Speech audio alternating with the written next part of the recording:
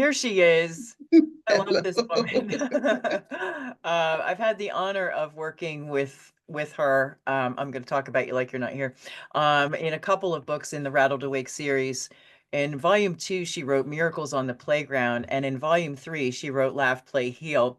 I think that's giving you a good indication as to who this wonderful woman is. Welcome, Wonder Woman. Thank you, beautiful Lonnee. It's always a pleasure to share stories with you I and laugh appreciate that. stories. Yes, we do. And but you Yeah. do that, wherever you go. You are, as I've said, human sunshine with legs. So, Thank you. um, but one of the things that was significant in a story that you wrote was how you had you were healed from laughing.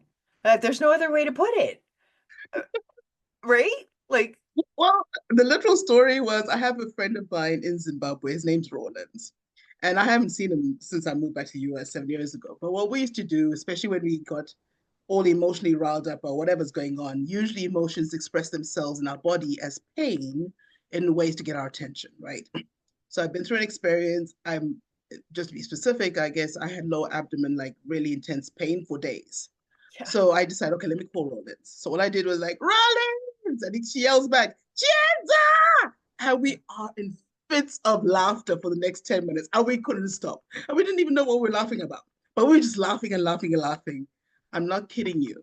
My pain that was about a 10, 11 went down to a 2 within Wow. those minutes.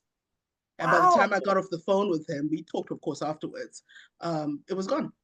That's And amazing. so I am the embodiment of knowing that laughter does heal your body. Because if you think about it, you're releasing a lot of stuff that doesn't belong inside of your body. And even the shaking and the hilarity and even all the endorphins going off in your brain is saying, be well, be joy. This is your natural state. So that's how I choose to move in the world. And I've been that way since I was born, I think. But anyway, Let's talk about that for a second. yeah. Even your mom was laughing when Come on. I don't want to give it away. Oh, You take it away. oh, my mother is my joy, literally, because she literally ran into the hospital, dived onto a bed, and was in fits of laughter, right? And 10 minutes later, out pops Chienza. That's the Oh my best goodness. music to be welcomed into the world, right? So all of my life, I've always been known as the person who's always laughing and singing.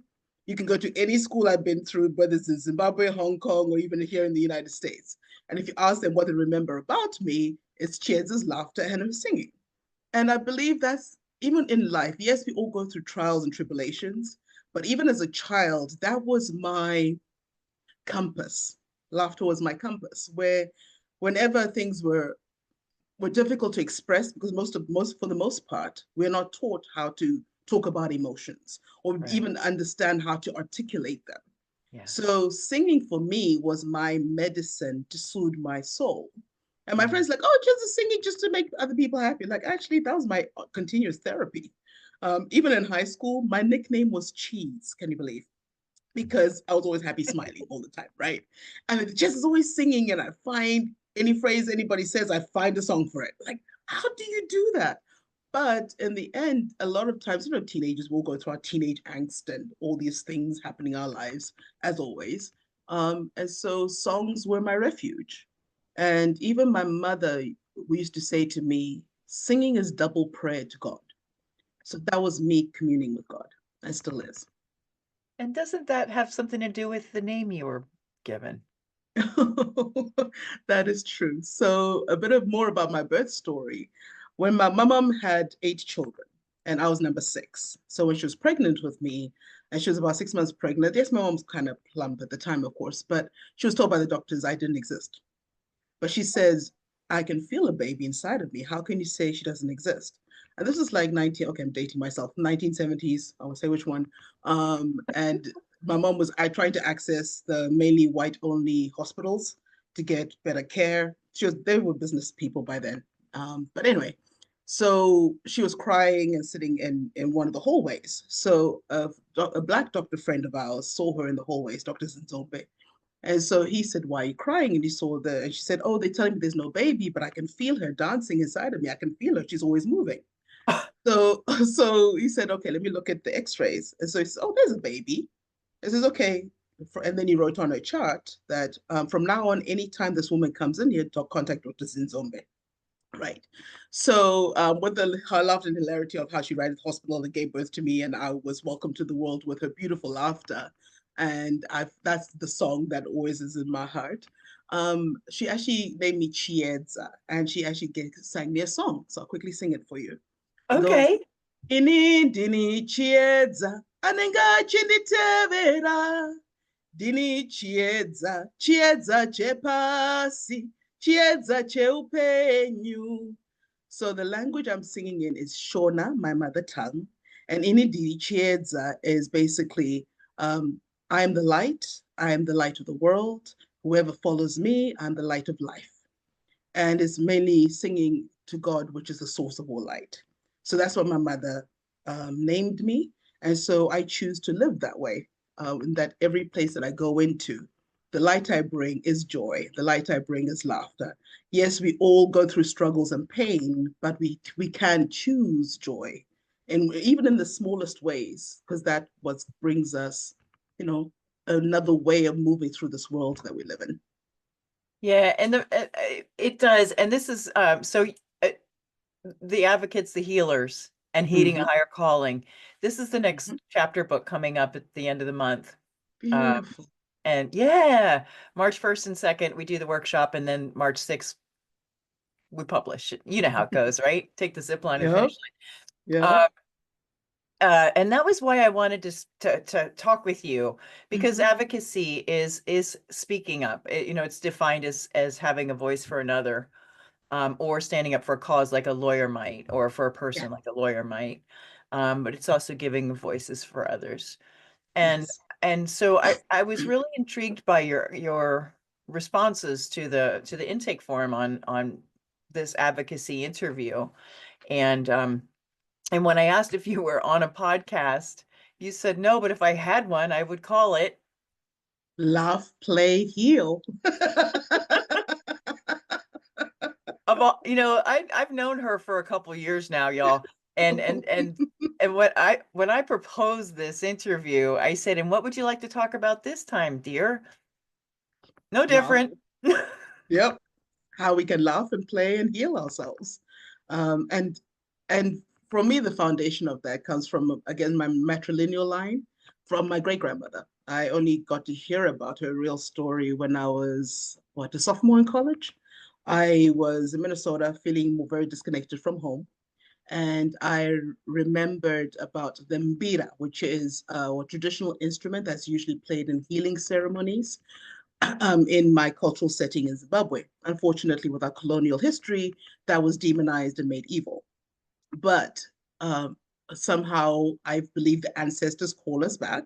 So in the middle of St. Paul, Minnesota, I started researching about the mbira. Found a Jewish American woman who lives in Berkeley, California. Her name's Erica Azim. She had been playing the mbira herself since she was a teenager. She Neat. also has a daughter called Chiedza. So she invited me What? over. Yeah. So she invited me over for the summer. I ended up in Los Altos for some reason for doing a summer camp counselor thing. And then I left the job and I was spent 2 weeks with Erica. And she taught me how to play the mbira. And I picked up like 12 songs in 2 weeks. And she said that is unheard of because most people not only can't play and sing, which I did both, but to Wow. pick up 12 songs where most people take months to learn one. So I know it was, I guess, in the way of saying it, it was my great grandmother coming back through me channeling, but I didn't know that at that time. So fast forward a few months later, I ended up back in Zimbabwe with a school study abroad program, and I brought out my beer to my grandma. I was like, "Oh yeah, guess what? I can do this." As I started playing a song for her, and it's called Chiguaya. Chiguaya is the name for the river spirit, right? My grandmother burst out crying, saying, "How can my granddaughter, who went to China and the US, come home playing my mother's song?" That is Whoa. that is the song my great grandmother would play at every single healing ceremony. What? I did not know that until that moment. No wonder she started crying. Yeah. And Wow. that's when she started telling me the stories of my great Wow. grandmother. She was healing people of Black, Indian, and white heritage back in the 1920s and 1930s, including the white colonizer farmers. They heard about her. The Indians, the Muslims, and Hindus heard about her. They would go to her. Of course, our culture people knew about her, right? Wow. But unfortunately, by the time she passed on when my mom was 2 years old, but she would visit my mom in her dreams. But since my mom was an only child, with the way that our colonial experience was of demonizing anything native, my my grandmother stopped my mother from doing anything traditional in terms of healing per se, because she was scared of the persecution my mother could I'm go sure. through. Yeah. And so fast forward to okay, fourth generation, Chetza comes home playing all these instruments. I was supposed to be the first one to get a full degree from a US university. And my mother was horrified when I came home playing my traditional instruments because, in her eyes, how can I become more African when I'm supposed to be aspiring to what we told, right? Get good grades, get into the British American type environments to be acceptable, to be able to work and make a living, right? Right. Funny Right. enough, though, my parents are entrepreneurs and they worked for themselves for 50 years. But anyway, that's a side story. So, That's so weird. They don't always, never mind. That's but another that's story. what we fed, right? Send your children to Yes. the best schools, they get the best jobs, they work in the best companies. But my mom's 81 and is busy happy with all this residual income from commercial properties she built with my dad. So anyway, that's another side story. But coming back to, I love Okay. it. I still talk to my mom every day. I always tell her that I'm always talking about your mom all the time. So, but the gift my mother did give me is that even before I was born, not only to be a fighter, but also a love of self, because she taught me that by the time I was 2 years old, I was already busy fighting against all sorts of interesting forces that were trying to dehumanize me as a little Black girl. Being a bit of a Ruby Bridges without any protection in these integrated schools. That's another story. But in any essence, my parents always taught me a reverence for humanity. That no matter what your background, no matter where you come from, you deserve to be treated with love and respect. My mom, Yeah. even in her 80s, still has people who are in their 50s running up to her like a long lost mother because of how she treated them as children. Now, that's a legacy, right? Oh, And so that's how I choose to walk in the world, that I know people may forget what I say or do, but they'll never forget how I make them feel. Just like I met, recently in Atlanta, I met this Haitian lady who was at the reception in the hotel, and we all recognized each other like instant sisters and burst out laughing, and we claimed each other on the spot. It's almost as if kin finds kin. Wherever you go, your people will find you. So that's how I choose to move in the world with a joy. So when we're coming back to the healing part, I was grateful that even when I was in college as well, I was introduced to the Powder Horn Phillips Cultural Wellness Center. And that's where, in terms of being an advocate for health and healing, really started igniting. Because the Powder Horn Cultural Wellness Center works with different cultural communities, whether you have African, Asian, Latino, Native American, and even Caucasian heritage. We're all doing the same work of how do we create ecosystems of health around us? And what is the role for our daily practices and how we interact with the Western medical system, right? Because all of us say, oh, doctor, go and fix everything. No, doctor can't fix your diet. Doctor can't fix your relationships. Doctor can't fix how you choose to process your emotions. And yes, we all, unfortunately, as human beings, all of us go through trauma. Nobody is left unscathed. I don't believe that in a single human being exists in the world who's not touched by something, right? But it's more of trying to find ways to take back your own power and your own personal sense of agency to be able to find solutions and co-create solutions in a way that's life-giving and health building. I'll pause. that part. That part. That's what I loved about what you had to say. This is part of the introduction that's why I pulled that part because um as you said, nobody gets to define you, but also about being responsible for your own personal power and your own agency. We can't advocate for anyone until we do for ourselves. Sure. Um, Right. it can seem like we are, like I remember being helpful to people that were also in a very needy place and I cared very much for them. Yeah, it's oh, I feel it's a consistent dance because it's something that I also learned that as much as I love giving too much, and I was called on it by elders from the Cultural Wellness Center, and they called on me and says, "Chids, are you giving from empty? You can't do that because it will Yeah. destroy you." And Yeah. even the way that it finally showed up in various forms of cancer, like literally 15 years later, and I was diagnosed with 38 imbalances. It was all because, Wow. yeah, I went through this biofeedback quantum physics diagnosis with a Dr. Maimuna Mohammed in South Africa, in Pretoria. And so what she does, she uses the technology they use for astronauts. And you know how rigorous astronauts are trained?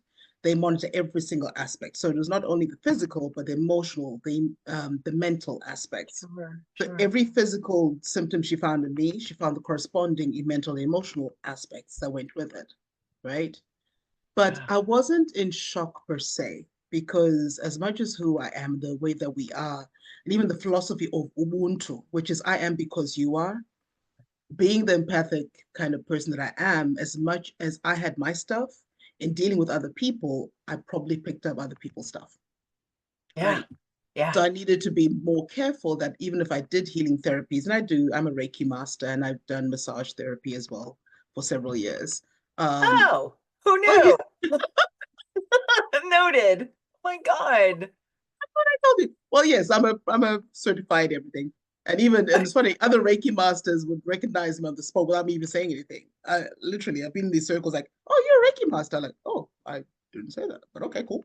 Um, and Is it so showing? Like, what does it show? I Like, don't, how do they know? it's your presence, it's the way you move in the world, I guess. That's And so wonderful. even when Dr. Mohammed was busy rattling all the symptoms to me, it was almost like a wake up call from God, again, reminding me that I need to take care of me. Yeah, It's okay to prioritize my own well being. And rather than always feeling that how a lot of us are mostly programmed, let me speak for myself as a Black woman, to always be giving and giving and taking care of people, making other people feel good. And I saw my mother do it. So I was doing what she does. And I was sure. like, but hold on. Even she got to a point in her 60s and 70s where she says, you know what? It's time for me to spoil myself.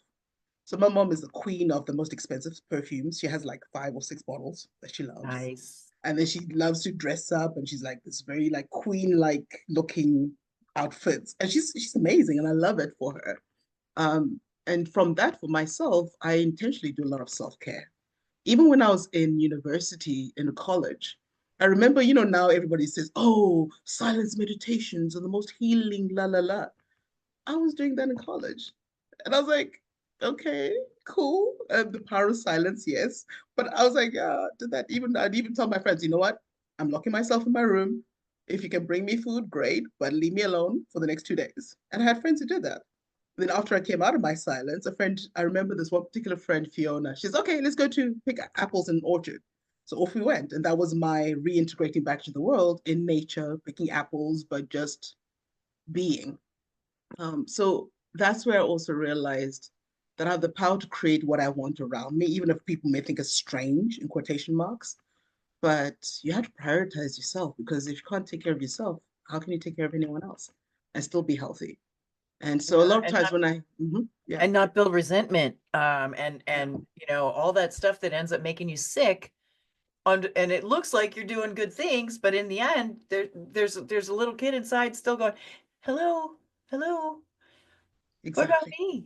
exactly, exactly. Because even That's when I hear my different, I've had different friends who've gotten diagnoses of cancer and things like that, and when I worked at the Wellness Center with Dr. Semarit, who's my beloved mother to this day, what we would look at is what is the dis-ease telling you that you need to pay attention to.